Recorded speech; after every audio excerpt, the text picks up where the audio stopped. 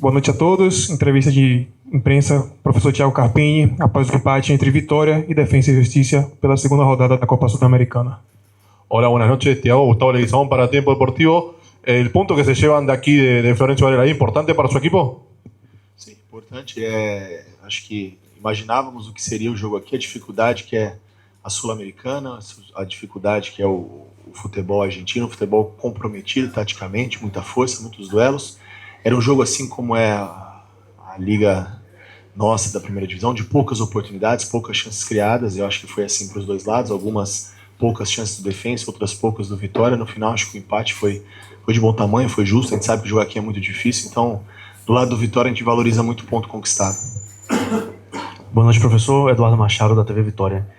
Depois dessa estreia fora de casa com a equipe do Defensa, queria saber para você qual foi o maior desafio, tecnicamente falando, em enfrentar a equipe argentina. Bom, como eu disse anteriormente, jogar aqui a gente sabe da dificuldade, né? Um campo que te permite jogo, mas um campo bem ajustado, uma equipe muito competitiva, assim como é o futebol argentino, de muito compromisso tático, jogo de força, de duelos. Então essa foi uma dificuldade. Nós imaginávamos que teriam poucas as chances de gols e nós tivemos talvez 2 ou 3 no primeiro tempo, mas umas 2 ali um pouco mais claras no segundo, assim como o adversário também teve. Penso eu que o adversário mais em bolas paradas, faltas que passaram ali, escanteios, não tantas jogadas trabalhadas. Acho que a equipe suportou bem, soube sofrer. Eu acho que no momento que a gente atravessa de encontrar um caminho de resultados que fugiram um pouco do nosso controle, né, um início ruim de Brasileiro, acho que valorizar o ponto conquistado, valorizar não sofrer gols e valorizar jogar aqui na Argentina, que é sempre muito difícil. Boa noite, Carpim. Você sempre fala em valorizar, acabou de falar da valorização do ponto conquistado, mas diante das circunstâncias, já é o segundo empate, né? Você sabe que a competição, que pode ser um tiro curto, caso não consiga os objetivos nessa primeira fase, mas o que é que você acha que faltou, né, para o Vitória voltar para o Brasil com um resultado melhor diante de toda essa sequência, né, de jogos que o Vitória tem pecado muito na transição ofensiva? É justamente isso, acho que os pequenos detalhes, né? Nós tivemos, como é no Campeonato Brasileiro, poucas as chances de gol e a gente tem que ser um pouco mais eficiente, um pouco mais efetivo. Foi assim no primeiro e no segundo tempo, criamos poucas oportunidades reais, né? Mas tivemos um volume, um controle, uma organização. Acho que isso mostra um caminho, um equilíbrio, a gente tentando encontrar, né, a formação mais próxima do ideal, daquilo que a gente imagina. Hoje, pela poucas vezes, nós conseguimos quase que repetir uma formação na sua totalidade, isso é importante.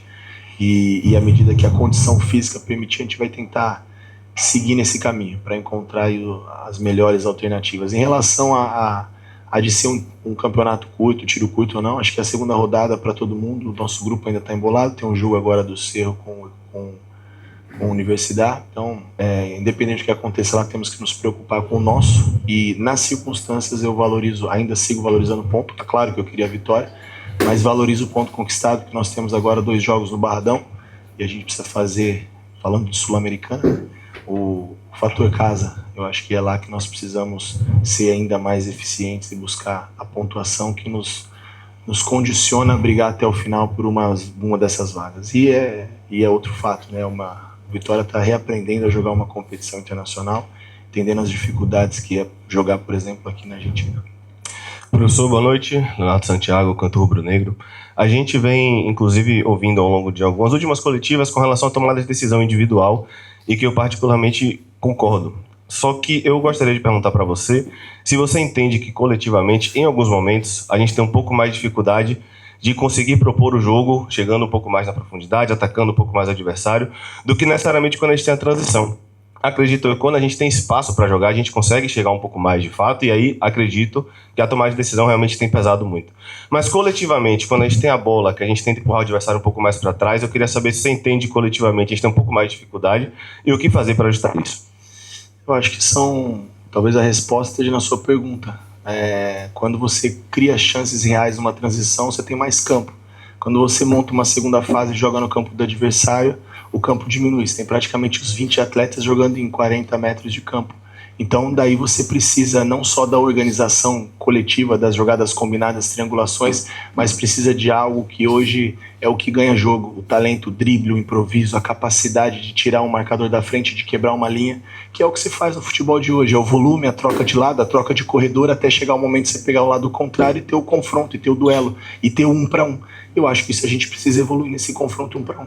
Você vê as equipes que têm tido volume, têm ganhado jogos, tem sido dessa maneira, sempre em duelos ganhos, seja uma falta, um escanteio ou uma jogada de gol, e eu acho que é um desses pontos em que a gente precisa ajustar e evoluir. Isso está muito também dentro do atleta, né? O improviso, a tomada de decisão, eu acho que isso é dele e eles têm a liberdade para fazer dentro da proposta de jogo. Hola Gustavo Segovia, para la Radio Juventud, preguntarte qué buscaste con los cambios en el segundo tiempo, si consideras que podía ganar el partido.